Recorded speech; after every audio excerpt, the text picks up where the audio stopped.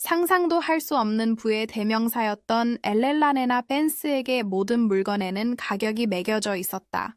맨해튼의 고층 빌딩부터 전용기까지 그녀의 세상은 온갖 물건으로 가득했다. 하지만 미슐랭 스타를 받은 레스토랑의 고요한 우아함 속에서 그녀의 눈은 겨우 생계를 이어가고 있는 웨이트리스가 착용한 소박한 은색 로켓에 멈췄다. 그 순간 억만장자가 정성껏 만든 강철과 유리 장식은 산산이 조각나고 쏟아지는 눈물과 50년 동안 묻어두었던 기억으로 바뀌었다. 이 싸구려 보석이 세계에서 가장 영향력 있는 여성 중 한 명의 평정심을 깨뜨릴 수 있는 이유는 무엇일까? 그 답은 잃어버린 사랑, 강요된 희생, 그리고 돈으로는 결코 살 수 없는 비밀에 대한 이야기를 풀어낼 것이다. 엘렐라네나는 조용하고 숙련된 권위를 가지고 세상을 누볐다. 82세의 나이에도 그녀의 자세는 흠잡을 데 없었고 흠잡을 데 없이 윤기 나는 은빛 머리카락과 폭풍우 치는 바다를 연상시키는 눈동자는 무엇 하나 놓치지 않았다. 오늘 밤 그녀는 샌프란시스코에서 가장 고급스러운 레스토랑인 아리아에서 식사를 하고 있었다. 그곳의 테이스팅 메뉴는 도시 주민 대부분에게 월세보다 더 비쌌다. 특별한 의미가 없는 화요일이었지만 바로 그것이 그녀가 그곳에 온 이유였다. 기념일과 생일은 한때 살았던 삶의 유령들로 가득 차 너무나 고통스러웠다. 다행히 화요일은 텅 비어 있었다. 그녀의 동반자는 아들 줄리안 벤스였다. 그는 작고한 남편 리처드가 세운 글로벌 기술 제국 벤스 인더스트리의 CEO였다. 줄리안은 날카롭고 야심만만했으며 외과의사의 정밀한 손길로 재단된 정장을 입고 있었다. 그는 분기 실적과 시장 인수에 대해 이야기했는데 그의 말은 익숙하고 단조로운 드론처럼 들렸고 엘렐라네나는 오래전부터 그 말을 무시하는 법을 터득했다. 어머니 듣고 계세요? 줄리안이 초조함이 묻어나는 목소리로 물었다. 이사회는 에어로스피어 인수를 추진하고 있다. 수조 달러 규모의 사업이다. 엘렐라네나는 희미한 미소를 지으며 호화로운 방을 둘러보았다. 크리스털 샹들리에에서 쏟아지는 빛은 두꺼운 리넨으로 덮인 테이블 위로 쏟아졌다. 식기가 부딪히는 소리는 섬세한 교향곡 같았다. 모든 것이 너무나 완벽하고 너무나 절제되어 있었고 너무나 숨막힐 듯 외로웠다. 리처드는 10년 동안 떠나 있었고 그와 함께 그녀의 세상은 온통 푸르렀다. 이제 그녀의 삶은 겉으로는 아름다우나 속은 차갑고 공허한 금박을 입힌 새장 같았다. 젊은 웨이트리스가 물잔을 채워주려고 테이블로 다가왔다. 그녀는 지친 듯 조용하고 효율적인 움직임을 보였다. 유니폼은 깨끗했지만 소매 끝부분에는 희미한 마모 흔적이 보였다. 단순한 갈색 포니테일 머리는 마치 서두른 듯 살짝 삐딱하게 늘어져 있었다. 모든 면에서 눈에 띄지 않는 그녀는 엘렐라네나의 삶을 가득 채우는 수많은 서비스 직원들의 행렬 속 또 다른 얼굴일 뿐이었다. 다른 일이 있으신가요, 벤스 씨? 벤스 부인. 웨이트리스가 부드럽지만 또렷한 목소리로 물었다. 줄리아는 이미 휴대폰에 열중한 채 손을 휘저어 그녀를 내쫓았지만 엘렐라네나의 눈은 웨이트리스의 얼굴에 고정되어 있지 않았다. 시선은 그녀의 목에 고정되어 있었다. 유니폼 깃 사이로 은색 목걸이가 살짝 보였다. 가늘고 섬세한 어린 소녀가 차고 다닐 법한 목걸이였다. 하지만 엘렐라네나의 숨이 턱 막히게 만든 것은 바로 그 펜던트였다. 별빛 로켓이었는데 세월의 흔적으로 은색이 살짝 바랬다. 별빛이 모이는 로켓의 정중앙에는 핀머리만 한 작고 짙은 푸른색 사파이어가 박혀 있었다. 시간이 멈췄다. 레스토랑의 웅성거림은 엘렐라네나의 귓가에 둔탁한 울림으로 변했다. 심장이 갈비뼈를 쿵쾅거리며 미친 듯이 뛰기 시작했다. 고통스러운 리듬이었다. 그럴 리가 없었다. 이렇게 오랜 세월이 흘렀는데 도저히 그럴 리가 없었다. 세상에는 수백만 개의 로켓이 있었지만 이것과 같은 것은 없었다. 이 로켓은 특별했다. 그녀는 손으로 새긴 광선의 모든 홈과 흠을 알고 있었다. 그녀는 차가운 금속이 피부에 닿는 감촉을 알고 있었다. 그녀가 직접 디자인한 것이었다. 어머니 왜 그러세요? 얼굴이 창백해 보여요. 줄리안이 마침내 화면에서 눈을 떼며 말했다. 엘리노어는 그의 말을 듣지 못했다. 시야가 좁아져 로켓에만 집중했다. 반세기 동안 갇혀있던 기억의 흐름이 활짝 열렸다. 여름 동안 몰래 훔쳐본 시선, 유화물감과 타르펜틴의 향기, 금지된 사랑의 무게, 그리고 어쩔 수 없이 내려야 했던 선택의 고통이 밀려왔다. 나이든 여자의 강렬한 시선을 느낀 웨이트리스는 불편한 듯 몸을 움직였다. 무의식적으로 로켓을 칼라 깊숙이 밀어 넣었다. 하지만 이미 너무 늦었다. 엘렐라네나는 이미 그것을 알고 있었다. 그녀의 입술에서 소리가 새어나왔다. 아리아의 세련된 분위기와는 완전히 다른 숨 막히고 고통스러운 흐느낌이었다. 매니큐어를 칠한 손이 입으로 향했고 그녀의 눈은 불신과 깊고 영혼, 깊은 슬픔이 뒤섞인 채 커져 있었다. 뜨겁고 멈출 수 없는 눈물이 완벽하게 파우더를 바른 뺨을 타고 흘러내리며 수십 년간 감춰왔던 침착함의 가면을 찢고 흘러내렸다. 그렇게! 그녀는 떨리는 목소리로 속삭였다. 떨리는 손으로 손가락으로 가리키며 말했다. 이어르사오? 그 로켓 어디서 났어? 레스토랑 전체가 침묵에 잠긴 듯했다. 줄리아는 멍하니 어머니의 모습을 바라보았다. 전례 없는 감정 붕괴였다. 미아라는 이름표를 단 젊은 웨이트리스는 흐느끼는 억만장자에서 목에 걸린 로켓으로 시선을 돌렸다. 그녀의 얼굴은 혼란과 불안으로 가득했다. 금융계의 거물, 적대적 인수합병을 딛고 서서 공개적인 눈물 한 방울 흘리지 않고 남편을 잃은 여인 엘렐라네나 벤스는 조용히 위험 있게 울고 있는 게 아니라 불가능해 보였던 오랫동안 잃어버린 희망이 다시 나타난 듯한 가슴이 찢어지는 듯한 고통에 휩싸여 울고 있었다. 7번 테이블의 광경은 아리아에게 큰 충격을 안겨주었다. 완벽한 저녁 시간을 만들어내는 것을 자랑스러워하는 장.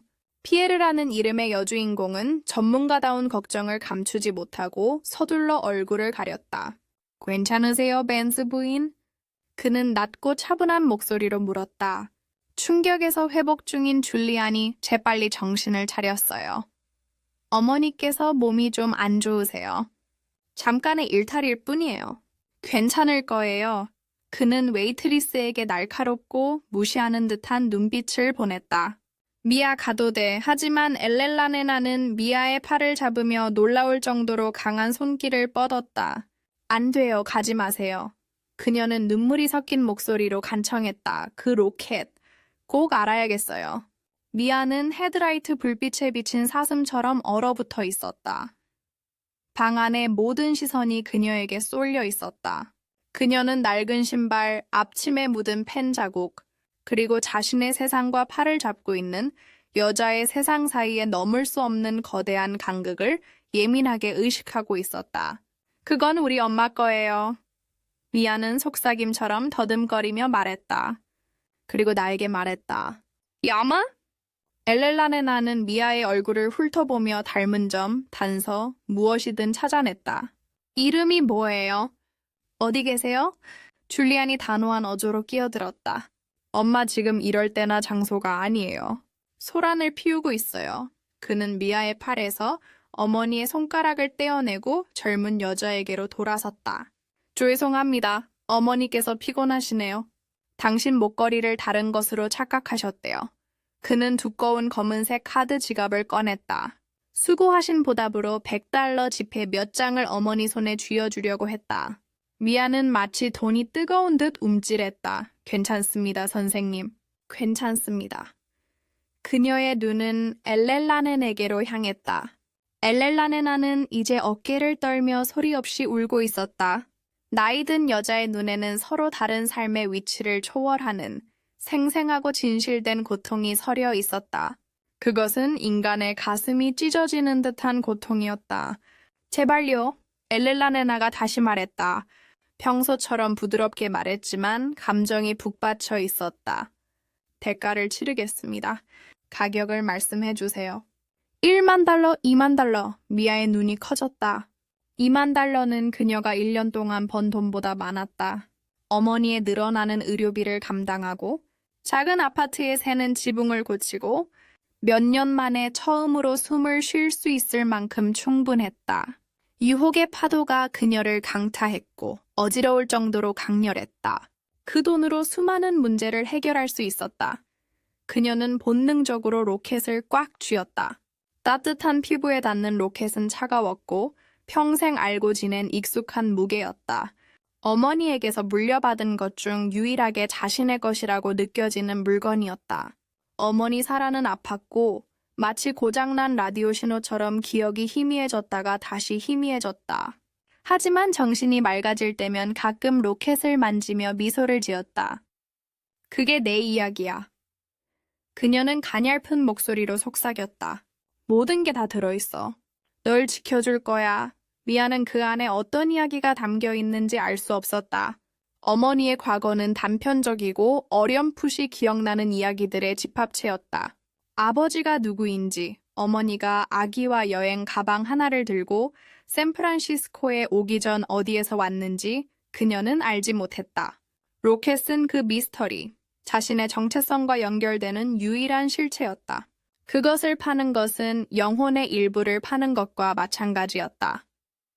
미아는 죄송합니다. 벤스 부인 목소리에 놀라운 힘이 느껴졌다. 팔 수 없어요. 팔 수 있는 게 아니거든요. 줄리아는 믿을 수 없다는 듯 비웃었다. 말도 안 돼요. 은제품이에요. 지금 당장 $50,000 수표를 써드릴게요. 오늘 밤 이 일을 그만둬도 돼요. 반짝이고 매혹적인 제안이 공중에 떠올랐다. $50,000. 엄청난 금액이었다. 하지만 미아가 엘렐라네나를 바라보았을 때 그녀의 눈에는 장신구를 사려는 억만장자가 아니라 과거의 일부를 되찾으려는 절박한 여자가 보였다. 자신의 과거에 대해 간직할 것이 거의 없었던 미아는 그 마음을 완벽하게 이해했다. 아니요. 이번에는 더 단호하게 말했다. 제 대답은 아니요입니다. 당신이 괴로워하시는 데 대해 진심으로 유감을 표합니다. 그녀는 약간 정중하게 고개를 숙였다. 실례하겠습니다. 저는 제 일로 돌아가야겠습니다. 그 말을 남기고 그녀는 돌아서 걸어갔다. 가슴이 쿵쾅거렸다. 모든 손님의 계단에서 속삭임이 들리는 게 느껴졌다. 그녀는 비교적 안전한 주방으로 달려갔다. 손이 너무 떨려서 스테인리스 스틸 조리대 가장자리를 꽉 잡고 균형을 잡아야 했다. 테이블로 돌아온 줄리아는 격분했다. 싸구려 술잔에 $50,000를 주겠다는 건 뻔뻔한 짓이었지만 그녀는 거절했다. 그녀는 당신 엄마를 놀리고 있는 거야. 내일 변호사를 데리고 와서 $10,000,000를 요구할 거야. 하지만 엘렐라네나는 듣지 않았다. 그녀의 시선은 미아가 사라진 주방문에 고정되어 있었다. 소녀의 거절은 그녀는 화를 내지 않았다. 오히려 호기심을 자극했다. 로켓의 가치가 금전적인 가치가 아니라는 것을 확실히 알게 되었다. 소녀는 마땅히 그래야 했던 것처럼 로켓을 소중히 간직했다. 줄리안, 그녀의 이름을 말해줘. 엘리너가 낮고 단호한 목소리로 말했다. 눈물이 멈추고 강철 같은 결의가 그 자리를 채웠다. 그녀의 이름, 주소, 그녀에 대해 알아낼 수 있는 모든 것. 어떻게 할 거야? 줄리안이 당황하며 물었다. 엘렐라네나는 리넨 냅킨으로 눈가를 닦았다. 마치 갑옷이 조각조각 다시 조립되는 것처럼 그녀의 평정심이 천천히 돌아왔다. 그녀가 기억을 팔지 않는다면 그녀는 위험할 정도로 조용한 목소리로 말했다.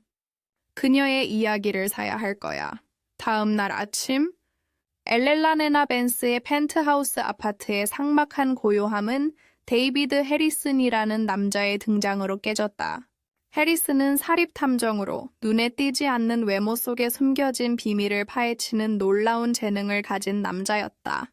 그는 신중하고 효율적이며 사치스러운 사람으로 업계 최고였다. 엘렐라네나는 실크 모닝가운을 입고 햇살이 쏟아지는 넓은 거실에서 그의 맞은편에 앉아 있었다. 거실에서는 금문교의 탁 트인 전망이 펼쳐졌다. 전날 밤의 감정적 폭풍은 지나가고 불안한 고요함과 강박적인 집중만이 남았다. 그녀에 대해 모든 걸 알고 싶어요. 엘렐라네나는 아까의 연약함은 잊은 차의 목소리로 말했다. 아멜리아로서 그녀는 아리아에서 일해요. 어디에 사는지, 가족은 누구인지, 어떤 상황인지 알아보세요. 꼼꼼해야 하지만 눈에 띄지 않아야 해. 그녀가 감시당하고 있다는 걸 알게 하고 싶지 않아. 알겠습니다. 벤스 부인. 해리스는 작은 가족 장정책에 몇 가지 메모를 하며 말했다. 문간에서 엿듣고 있던 줄리안이 방으로 들어왔다. 말도 안 돼요, 어머니. 웨이트리스를 조사하라고 남자에게 수천 달러를 주는 거예요. 목걸이를 원하시면 저희 법무팀이 거절할 수 없는 제안서를 작성해 드릴 수도 있고, 아니면 목걸이의 출처를 밝혀 도난당한 가문의 유물이라고 주장할 수도 있어요. 도난당한 게 아니에요. 엘리너는 날카롭게 시선을 돌렸다. 이건 더 이상 로켓 때문이 아니에요. 그 여자 때문에 하는 거예요. 줄리안, 그 여자의 눈에는 뭔가가 있었어요. 회복력이요. 그리고 당신 돈을 거절했죠. 그건 흔한 기회주의자의 행동이 아니에요. 영리한 기회주의자의 행동이죠. 줄리안이 반박했다. 그녀는 당신이 공영에 처해 있다는 걸 알고 있어요. 더 큰 제안을 기다리고 있는 거예요. 엘렐라네나는 침묵에 잠긴 채 방 구석에 있는 작고 먼지 하나 없는 책장으로 시선을 옮겼다. 현대 미술품과 디자이너 가구들 사이에 어울리지 않는 책장이었다. 낡은 가죽장정 시집과 낡은 미술사 책들이 꽂혀 있었다. 줄리아는 그런 책들에는 눈길도 주지 않았지만 엘렐라넨에게는 그 책장이 마치 성지와 같았다. 해리스는 지시를 받고 자리를 떴다. 엘렐라네나는 책장으로 걸어갔다. 그녀의 손가락은 빛의 르네상스라는 책의 책등을 따라갔다. 그녀는 책을 선반에서 꺼냈다. 책장 안에는 빛바랜 흑백 사진 한 장이 들어 있었는데 세월의 흔적이 묻어나 가장자리가 부드러웠다. 사진 속에는 훨씬 젊은 엘렐라네나가 담겨 있었다. 긴 머리는 헝클어져 있었고 미소는 환하고 거침없었다. 그녀의 팔은 강렬한 검은 눈동자에 페인트 얼룩이 묻은 셔츠를 입은 젊은 남자의 팔과 연결되어 있었다. 그는 잘생겼고 사진에서 튀어나온 듯한 야성미를 지녔다. 그의 이름은 토마스 리드였다. 로켓은 고인이 된 남편 리처드가 선물한 것이 아니었다. 리처드는 그녀에게 다이아몬드, 에메랄드, 부동산 포트폴리오 전체를 주었습니다. 상상도 할 수 없을 만큼 호사스럽고 안전한 삶을 선사했습니다. 하지만 로켓은 선물하지 않았습니다. 로켓은 토마스에게서 온 것이었습니다. 그는 화가였고 노스비치의 작은 작업실에서 사는 재능 있는 빈털터리 예술가였습니다. 당시 숨 막힐 듯 엄격하고 돈 많은 집안에서 자란 젊은 에이스였던 엘렐라네나는 지역 미술관을 반항적으로 방문했을 때 그를 만났습니다. 그들의 사랑은 처음부터 비밀스럽고 열정적이었지만 돌풍처럼 몰아쳤습니다. 그녀의 부모님은 그녀의 신분에 너무 못 미치는 결혼을 결코 허락하지 않았을 것입니다. 토마스는 할아버지의 은색 커프스 단추를 녹여 로켓을 직접 만들었습니다. 그는 자신의 도구로 금속 조각과 별 모양 무늬를 두드리고 모양을 만들었습니다. 그가 그림과 맞바꾸었다고 그녀에게 말했던 작은 사파이어도 마찬가지였습니다. 네가 내 작품을 볼 때 내 눈 색깔과 똑같아. 그가 말했다. 그의 목소리에는 리처드가 아무리 힘을 써도 결코 낼 수 없는 진심이 가득했다. 그들의 사랑은 결과를 낳았지. 아기, 딸. 그 기억은 여전히 그녀의 숨을 멎게 할 만큼 강렬했다. 부모님은 분노했고 실망감은 차갑고 짓눌리는 무게였다. 그들이 모든 것을 조종했다. 그녀는 외딴 지역에 있는 개인 병원으로 보내졌다.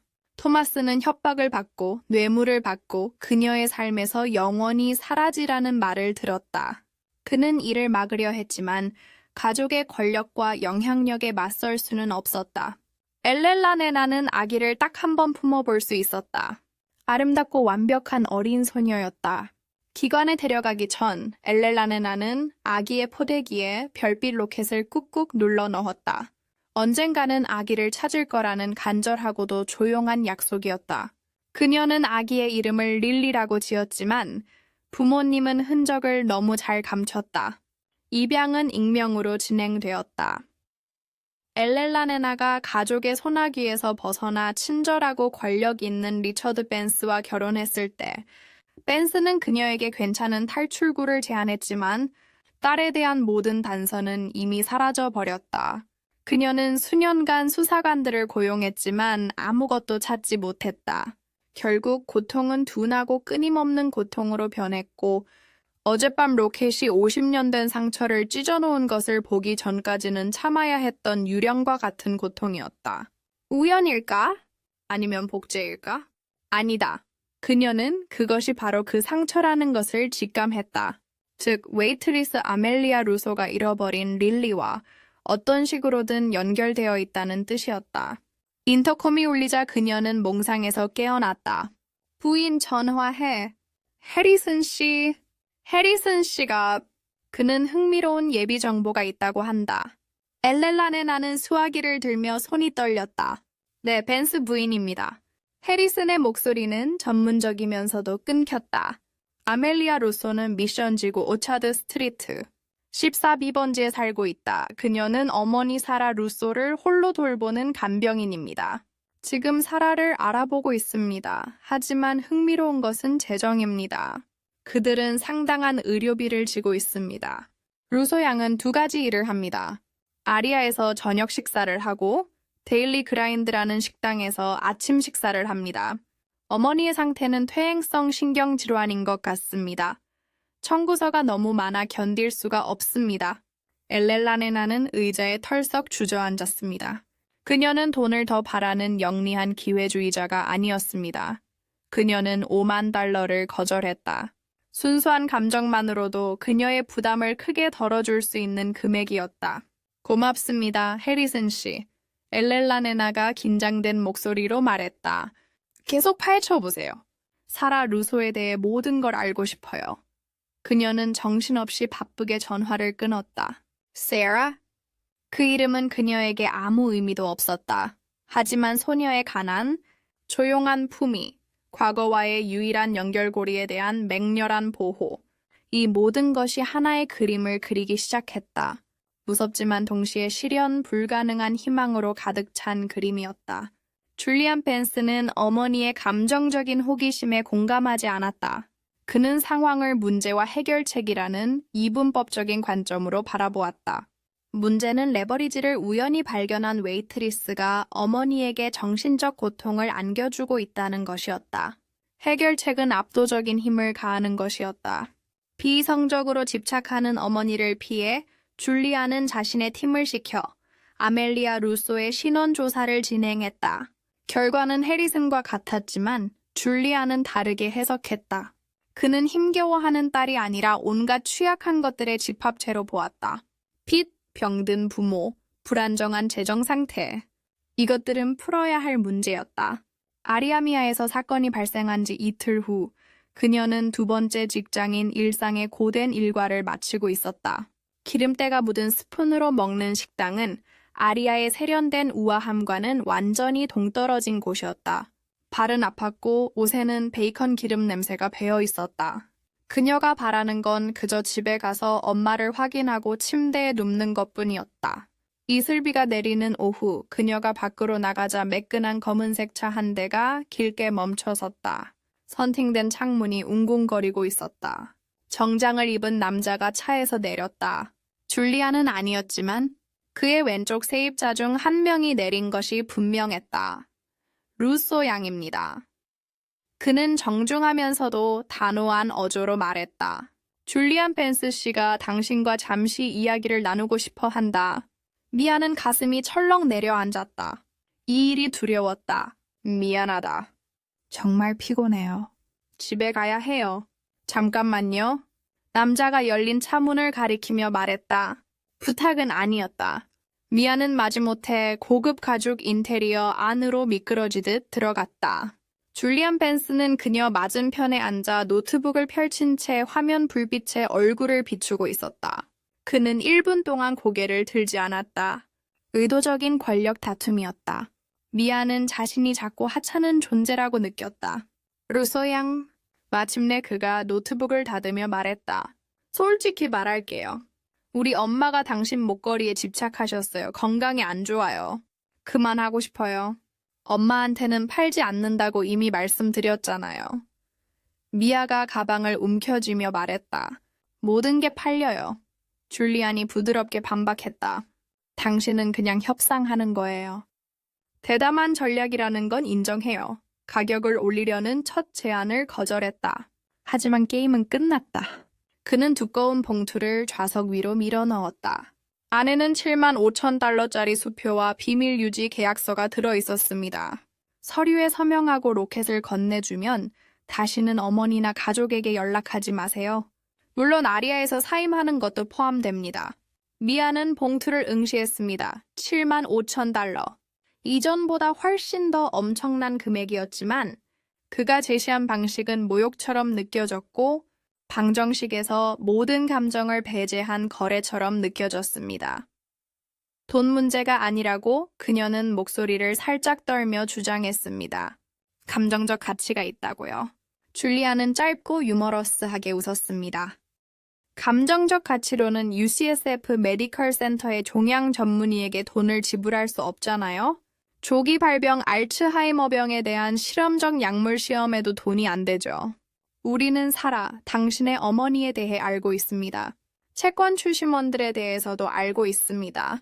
사회복지사가 놓치고 있다는 것도 알고 있습니다. 올브라이트는 당신이 더 이상 적절한 치료를 제공할 수 없기 때문에 어머니를 주립시설로 옮기는 것을 고려하고 있습니다. 미아는 얼굴에서 피가 빠져나가는 것을 느꼈다.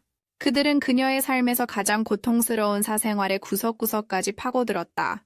그들은 그녀의 투쟁을 무기로 삼아 그녀를 공격하기 위한 도구로 삼았다. 마치 폭력적이고 잔인하게 느껴졌다. 어떻게 감히? 그녀는 두려움과 분노가 뒤섞인 목소리로 속삭였다. 이건 위협이 아닙니다, 루소 양. 사실 확인일 뿐입니다. 줄리안이 얼음처럼 차가운 목소리로 말했다. 당신에게 생명줄을 건네주는 겁니다. 그 돈은 어머니를 위한 최고의 보살핌을 보장해 줄 겁니다. 끊임없는 빚 걱정에서 자유로운 삶을 살 수 있게 해줄 겁니다. 금속 조각 하나 때문에 말이죠. 논리적이고 현실적인 선택입니다. 그는 칼을 비틀며 어머니에 대한 사랑과 로켓에 대한 집착을 대조시켰다. 그는 그녀에게 역사의식을 안겨준 단 하나의 것을 붙잡고 있는 그녀를 이기적으로 만들고 있었다. 눈물이 왈칵 쏟아졌지만 그녀는 참았다. 이 남자 앞에서는 울 수 없었다. 그녀는 어머니를 생각했다. 힘든 날들의 어머니의 눈에 드리운 두려움과 짧지만 아름다운 명료함의 순간들을 이 로켓은 어머니 내면의 그 일부였다. 미아는 떨리는 목소리로 하지만 단호하게 대답했다. 당신이 하는 짓은 끔찍해요. 제발 저를 내버려 두세요. 줄리안의 표정이 굳어졌다. 기업 예의범절의 가면은 사라지고 노골적인 경멸이 그 자리를 대신했다. 좋아, 당신 마음대로 하세요. 하지만 이건 알아주세요. 우리 가족은 자원이 있어요. 우리는 무언가를 해낼 수 있어요. 어렵습니다. 집주인은 임대 계약을 해지하도록 설득할 수 있습니다. 고용주는 특정 직원이 업무 방해의 원인이라고 확신시킬 수 있습니다. 루소 씨, 당신은 코끼리 주위를 윙윙거리는 파리와 같습니다. 매를 맞기 전에 멈추는 것이 좋습니다. 위협이 공중에 무겁고 숨막힐 듯 맴돌았습니다. 운전사가 차 문을 열었습니다. 미아는 다리를 휘청이며 차에서 내렸습니다. 검은색 세단은 빠르게 달려갔고 미아는 젖은 보도 위에 서 있었습니다. 그녀는 겁에 질려 떨고 있었습니다. 그녀는 집까지 쭉 달려가 잡고 비좁은 아파트로 들어섰습니다. 그녀의 어머니 사라가 창가에 앉아 빗속을 바라보고 있었습니다.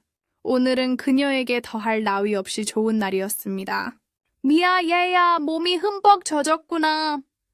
사라가 부드러운 목소리로 말했습니다. 무슨 일이야? 유령을 본 것 같아. 미아는 소파에 털썩 주저앉아 마침내 눈물을 쏟았습니다. 그녀는 어머니에게 레스토랑의 억만장자, 정서적 붕괴, 공격적인 아들, 돈 제한, 위협 등 모든 것을 이야기했습니다. 사라는 참을성 있게 귀를 기울였다. 그녀의 표정은 점점 슬픔으로 물들었다. 손을 뻗어 미아의 손을 잡았다. 손가락은 가늘고 차가웠다. 그녀의 시선은 미아의 훤칠한 목에 걸린 로켓으로 향했다. 그토록 간절히 원하고 있었다. 사라는 미아보다 혼잣말을 더 중얼거렸다. 이유를 모르겠어. 미아는 흐느꼈다. 왜 그들에게 그렇게 중요한 거지? 사라의 시선은 멀어졌고 그녀의 마음은 병의 안개 속으로 떠돌았다. 바다. 같은 눈을 가진 소녀에게로 향했어. 그녀가 속삭였다. 그 마른 기억의 한 조각. 그녀를 떠나보내기 전에 집으로 인도할 별을 끊어냈다.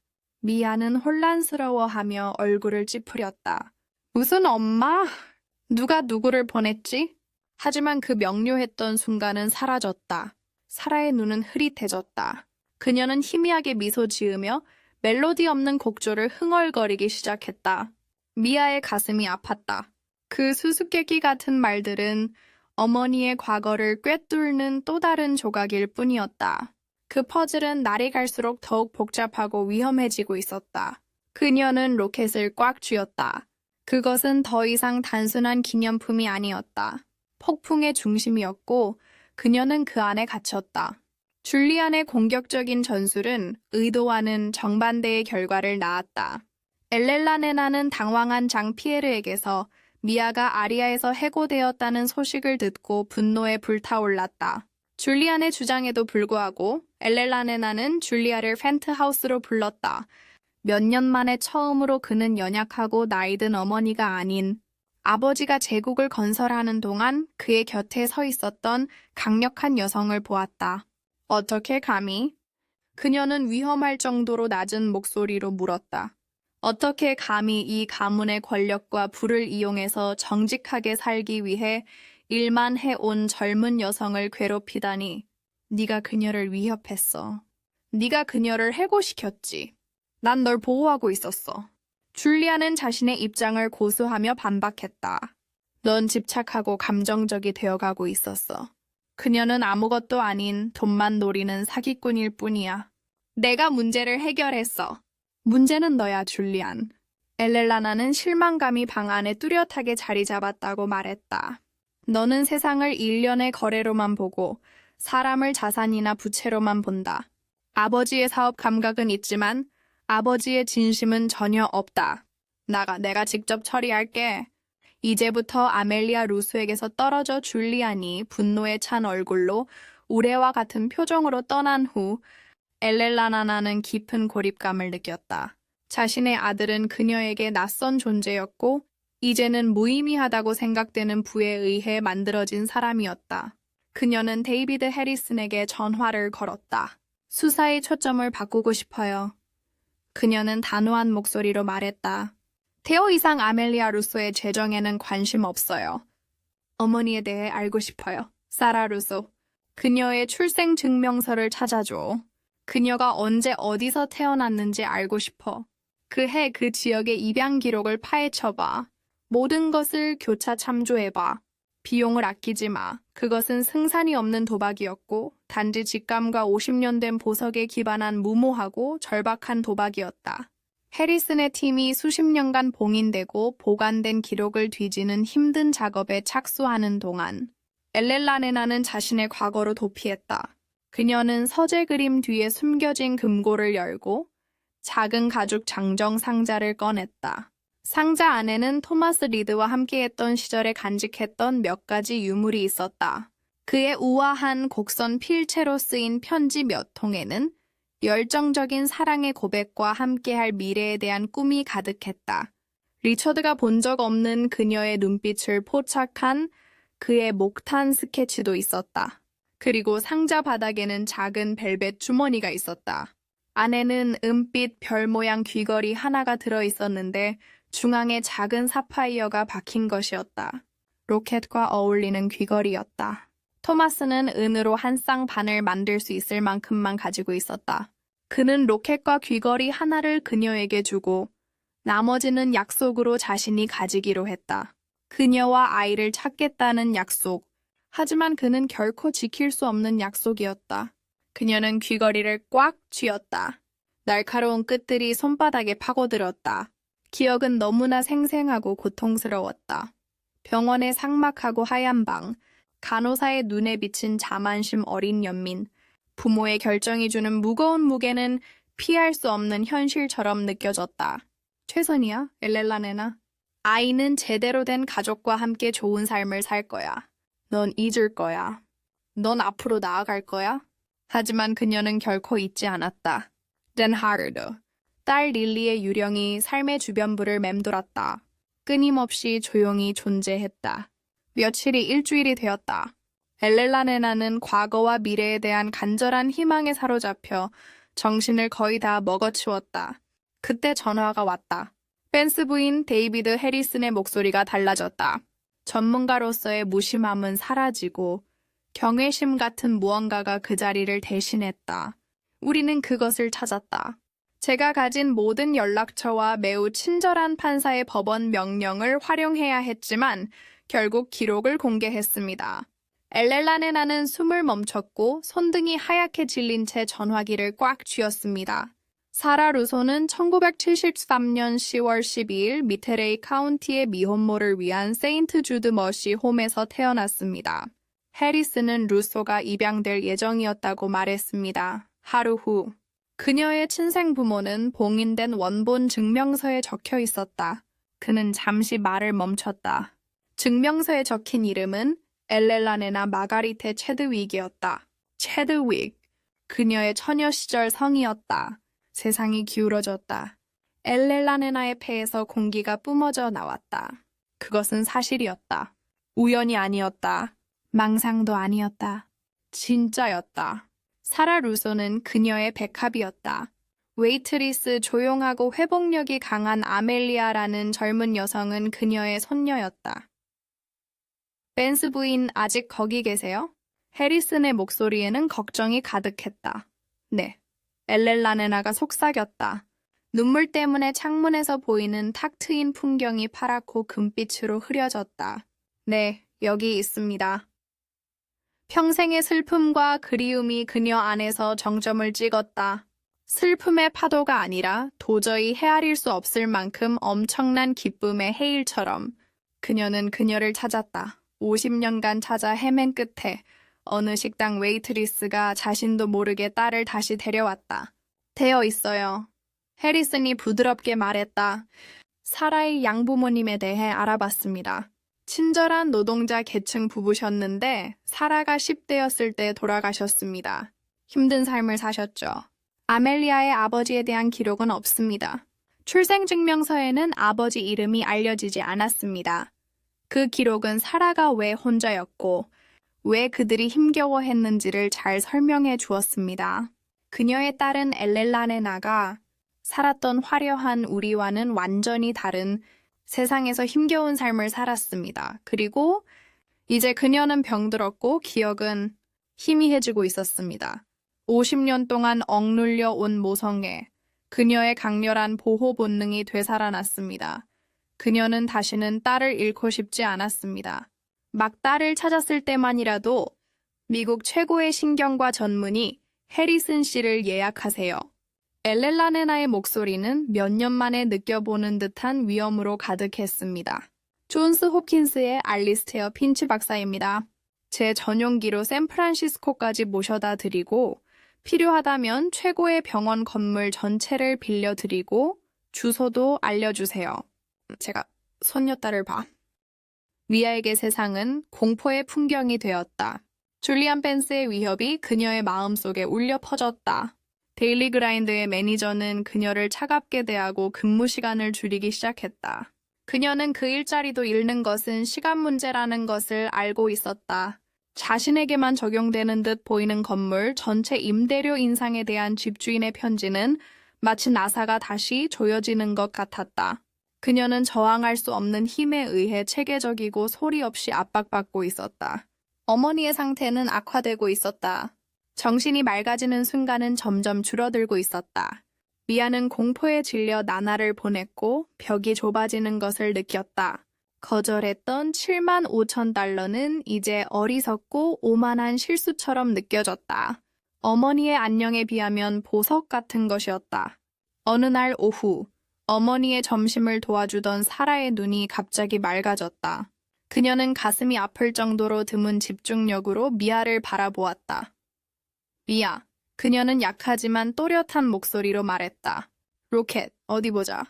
미아는 놀라서 그것을 벗어 엄마 손바닥에 올려놓았다. 사라의 가느다란 손가락이 엘리너의 기억 속 별 모양처럼 별빛을 따라갔다. 엄마가 이걸 준 거야. 사라가 속삭였다. 날 키워준 사람이 아니라 진짜 엄마가 준 거야. 난 엄마를 만난 적이 없어. 엄마가 아주 어리고 집안이 아주 강력하다고 하더라. 그래서 나를 버리라고 했어. 미아는 가슴이 쿵쾅거리며 몸을 기울였다. 엄마가 이렇게 또렷하게 말한 적은 없었다. 엄마, 또 뭐야? 엄마한테 뭐라고 했어? 사라는 눈물을 흘리며 말했다. 그냥 날 사랑한다고 했어. 엄마가 이걸 나에게 남겨줬어. 요양원 간호사가 내가 이걸 얻도록 해줬어. 엄마가 날 릴리라고 불렀다고 했어. 로켓이 나를 인도하는 별이라고 했지. 기억을 떠올리려는 노력에 목소리가 점점 흐려져 미아는 지쳐갔다. 안에 뭔가 있어. 혹시 본 적 있어? 미아의 숨이 멎었다. 어렸을 때 로켓을 수천 번이나 열려고 했지만 꼼짝도 하지 않았다. 나이가 들면서 걸쇠가 뻑뻑해졌다. 항상 로켓이 비어 있을 거라고 생각했으니까. 엄마, 막혔어요. 절대 열리지 않아요. 속임수가 있어요. 사라는 눈꺼풀을 파르르 떨며 중얼거렸다. 세 번째 광선에 작은 홈이 있어요. 위쪽에서요. 미아는 로켓을 받아드는 손이 떨렸다. 손가락으로 로켓을 자세히 살펴보니 새겨진 광선 중 하나에 작고 거의 보이지 않는 홈이 있었다. 손톱으로 그 자리를 세게 눌렀다. 희미한 딸깍 소리가 났다. 로켓이 벌컥 열렸다. 미아는 숨을 헉 들이켰다. 2개의 반쪽 로켓 안에는 완벽하게 보존된 2개의 작고 비밀이 숨겨져 있었다. 한쪽에는 유리 조각으로 보호된 작고 빛바랜 사진이 있었다. 눈부신 미소와 바다색 눈을 가진 젊은 여성의 사진이었다. 레스토랑에 있던 그 여자와 똑같았지만 수십 년은 더 젊었다. 엘리너 펜스. 반대편에는 섬세하고 소용돌이치는 글씨체로 릴리를 가리키는 4단어가 새겨져 있었다. 날 찾아줘. 미아는 불가능한 진실을 받아들이려 애쓰며 머릿속을 멍하니 응시했다. 식당에서 만난 여자. 그녀의 이름은 엘렐라네나였다. 어머니의 출생증명서 원본에도 엘렐라네나가 적혀 있었다. 간호사는 어머니가 그녀를 릴리라고 불렀다고 했다. 릴리를 위해 날 찾아줘. 그녀의 어머니 사라는 릴리였고 억만장자 엘렐라네나 벤스가 그녀의 할머니였다. 그 깨달음은 마치 물리적인 타격, 로켓에 대한 집착, 돈 제한 눈물과 함께 미아를 덮쳤다. 그것은 물건에 대한 것이 아니었다. 사람에 대한 것이었다. 어머니에 대한 것이었다. 이 경이로운 진실이 자리 잡으려던 순간 아파트 문을 두드리는 소리가 들렸다. 미아의 첫 번째 본능은 두려움이었다. 줄리안 벤스의 부하들이 그들을 쫓아내러 온 것일까? 그녀는 조심스럽게 문을 열었다. 아파트 건물의 칙칙한 복도에 엘렐라네나 벤스가 서 있었다. 그녀는 식당에서 만난 위풍당당한 가장이 아니었다. 캐시미어 스웨터와 슬랙스 차림이었다. 얼굴은 창백했고 눈은 불안과 희망에 찬 연약함으로 가득 차 있었다. 그녀는 혼자였다. 아멜리아, 엘렐라네나가 부드러운 목소리로 말했다. 들어가도 될까요? 당신과 어머니께 할 말이 있어요. 미아는 말을 잃었다. 그녀는 고개를 끄덕이며 뒤로 물러서서 그 여자를 잡고 어수선한 집으로 안내했다. 엘렐라네나는 방 안을 훑어보며 낡은 가구들, 카운터 위에 쌓인 진료비 청구서, 그리고 그들의 가난이라는 고통스러운 현실을 직시했다. 그녀의 시선은 깊고 영혼을 짓누르는 후회로 가득 찼다. 마침내 그녀의 시선은 창가 의자에 앉아 다시 자기만의 세계에 빠져있는 살에게 닿았다. 엘렐라네나는 머뭇거리며 한 걸음 앞으로 나아갔다. 그리고 다시 리라고 속삭였다. 마치 숨결처럼 50년 동안 감히 소리내어 말하지 못했던 기도였다. 미아는 열린 로켓을 들어 올렸다. 미아가 말했어요. 미아의 목소리가 감정에 목이 메어 울렸다. 미아가 모든 걸 말해줬어요. 엘렐라네나는 미아의 손에 들린 로켓에서 딸의 얼굴을, 그리고 다시 손녀의 얼굴을 바라보았다. 두 사람의 닮은 골은 부인할 수 없었다. 턱선은 여전히 굳건했고 눈빛은 여전히 강렬했다. 엘렐라네나의 얼굴에 다시 눈물이 흘러내렸지만 이번에는 슬픔의 눈물이 아니었다. 고향으로 돌아온 듯한 눈물이었다. 널 찾았어. 엘렐라네나는 떨리는 목소리로 속삭였다. 오, 내 사랑하는 딸아, 이렇게 오랜 시간 끝에 마침내 널 찾았구나. 그녀는 로켓이 아닌 미아의 손을 잡았다. 그녀의 손길은 부드럽고 따뜻했다. 억만장자와 웨이트리스 사이의 간극은 사라졌다.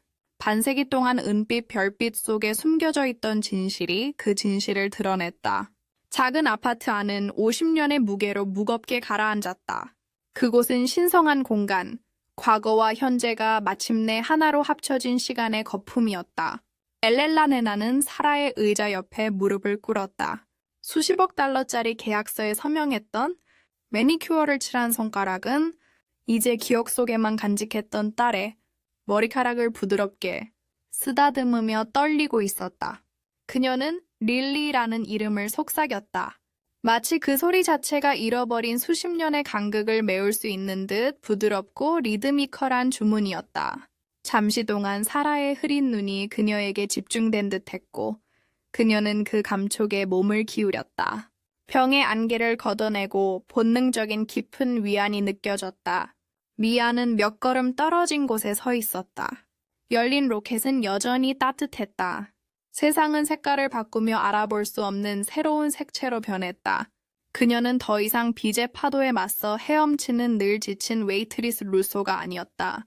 그녀는 엘렐라네나 벤스의 손녀, 아멜리아였다. 고통스러웠던 비밀스러운 과거와 그녀가 이해할 수 없는 미래를 연결하는 살아있는 연결고리였다. 그 깨달음은 충격과 안도감이 뒤섞인 형이증을 불러일으켰다. 그리고 어머니가 살아갈 수 있었던 삶에 대한 뼈아픈 슬픔이 밀려왔다. 두 여자를 바라보는 그녀의 시선은 너무나 생생하고 강렬한 재회의 장면이라 마치 꿈처럼 느껴졌고 그녀 자신의 눈물도 소리 없이 흘러내렸다. 이 연약하고 신성한 순간은 복도에서 들려오는 소리에 산산이 조각났다. 묵직하고 단호한 발소리에 이어 문을 날카롭고 권위적으로 닫는 소리가 들렸는데 그것은 노크라기보다는 일종의 요구였다. 미아는 줄리안 벤스와 그의 그림자 같은 영향력이 다시 밀려오는 것을 두려워하며 움찔했다. 미아가 움직이기도 전에 문이 벽에 쾅 부딪힐 만큼 세게 열렸다. 줄리안 벤스가 문지방에 서 있었다. 그의 얼굴은 차갑고 절제된 분노로 가득 차 있었다. 그의 양옆에는 어둡고 흠잡을 데 없이 잘 맞춘 정장을 입은 어깨가 넓은 두 남자가 서 있었다. 그들의 존재는 방 안의 온기를 순식간에 빨아들였다. 그들은 경호원이 아니었다. 그들은 권력의 도구였고 조용하고 흔들리지 않는 효율성으로 문제를 해결하는 남자들이었다. 줄리안의 시선이 경멸로 가득 찬 채 주변을 훑었다. 그는 어머니가 바닥에 무릎을 꿇고 있는 것을 보았다. 이 지저분한 아파트, 의자에 앉은 병든 여자, 그리고 이 모든 사건의 설계자로 여겨지는 미아까지. 알았어. 그는 조용한 방을 가르며 내뱉었다. 그는 앞으로 성큼성큼 걸어갔고 값비싼 가죽 구두가 낡은 레놀륨에 찰싹 달라붙었다. 를. 네가 포식자라는 걸 알았어. 정말 훌륭한 연기였어. 그건 인정할게. 외로운 노파를 발견하고 그녀의 과거에 대한 모호한 단서를 발견한 다음 이렇게 정교하고 애처로운 환상을 엮어내는 것이다. 그는 미아 바로 앞에 멈춰 서서 그녀보다 훨씬 위에 서 있었다. 10만 2천을 설득하는데 얼마나 걸렸을까? 요즘 날조된 가죽사 가격은 얼마일까? 미아는 주눅이 들었지만 동시에 반항심의 불꽃에 불타오르며 뒤로 물러섰다. 이해 못하겠지? 그녀는 거의 속삭이는 듯한 목소리로 말을 시작했다. 아, 완벽하게 이해했어. 줄리안이 그의 목소리를 위험할 정도로 낮게 끊었다. 어머니가 연약하고 당신은 이 가족의 재산에 붙어 다니는 기생충 같은 존재라는 건 알지만 이제 게임은 끝났어. 그는 어머니에게로 돌아섰다. 어머니, 이제 떠나겠습니다. 이 사람들이 이 거래를 처리할 겁니다. 당신의 재산을 되찾고 루소 양에게 갈취의 법적 결과를 이해시킬 겁니다. 그는 미아에게 한 걸음, 다가온 남자 중 한 명에게 날카롭게 고개를 끄덕였다. 그는 로켓을 향해 손을 뻗었다. 그런 짓은 하지 않을 거야. 줄리안.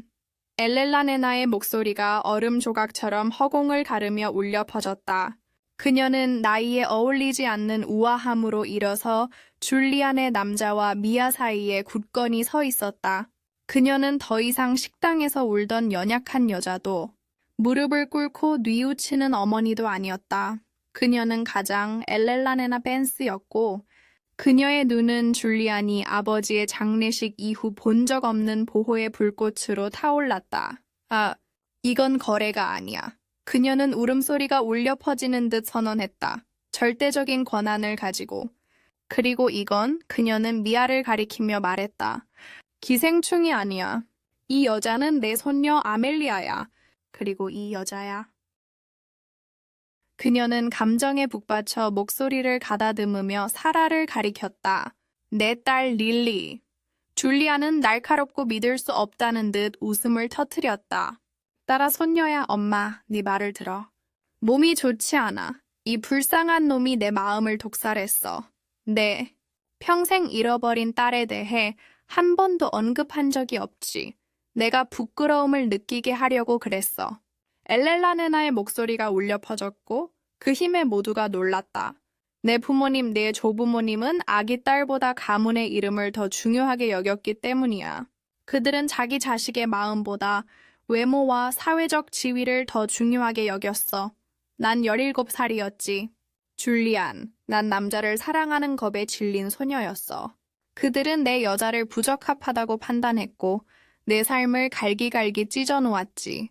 날 내쫓았어. 그들은 내 아기를 데려갔고 내가 사랑했던 남자를 위협해서 결국 그가 사라져 버렸어. 영원히. 그들은 나에게 앞으로 나아가는 걸 잊으라고, 수치심을 묻으라고 했다.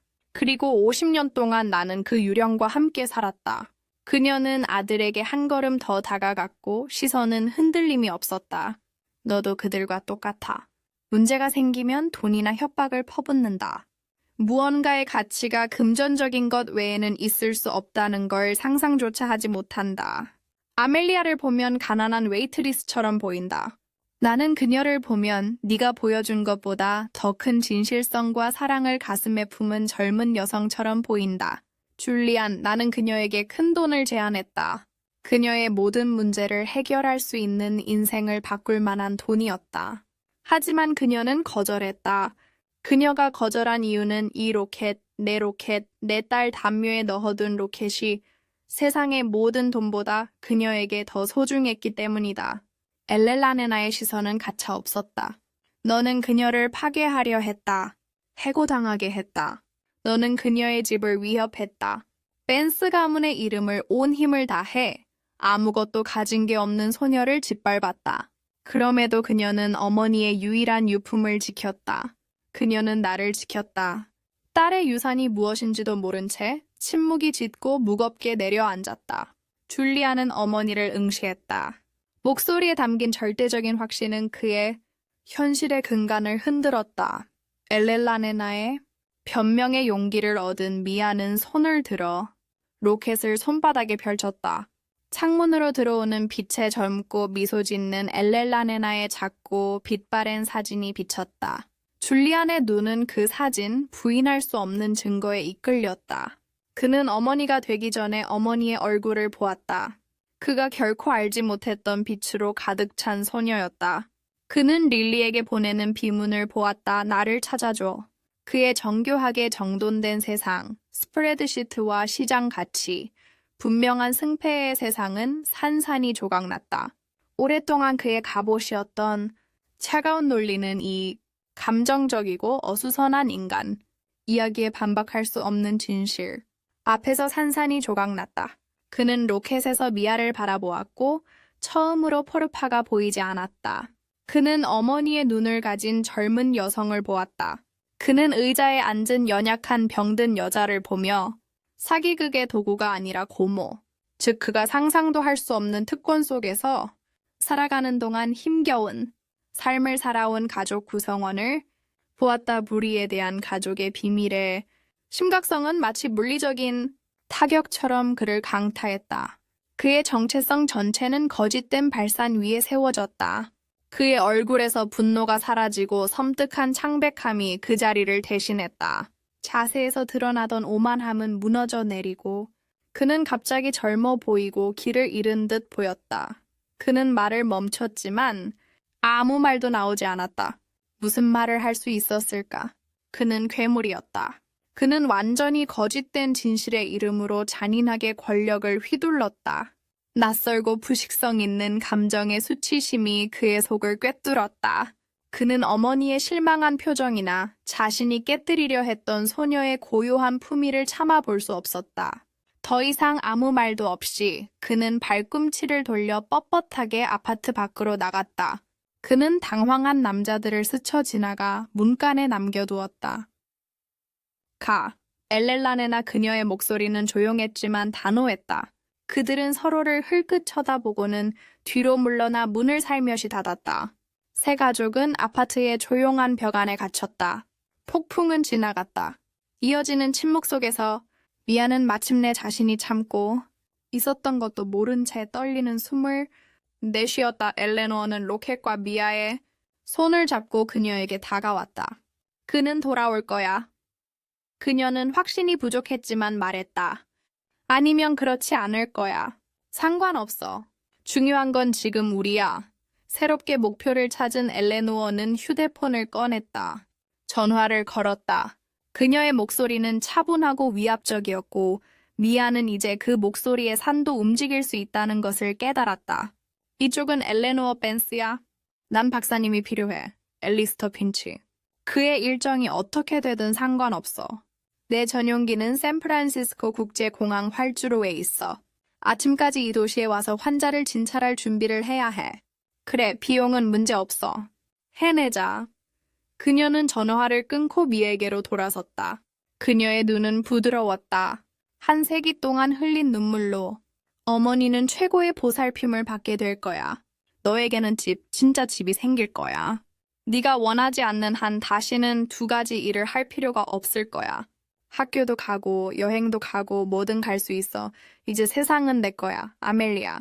미아는 압도되어 고개를 저을 수밖에 없었다. 무슨 말을 해야 할지 모르겠어.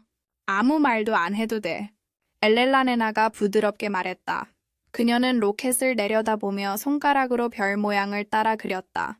할아버지께서 이걸 만드셨어. 그녀는 속삭이며 미아에게 이야기의 마지막 부분을 건넸다.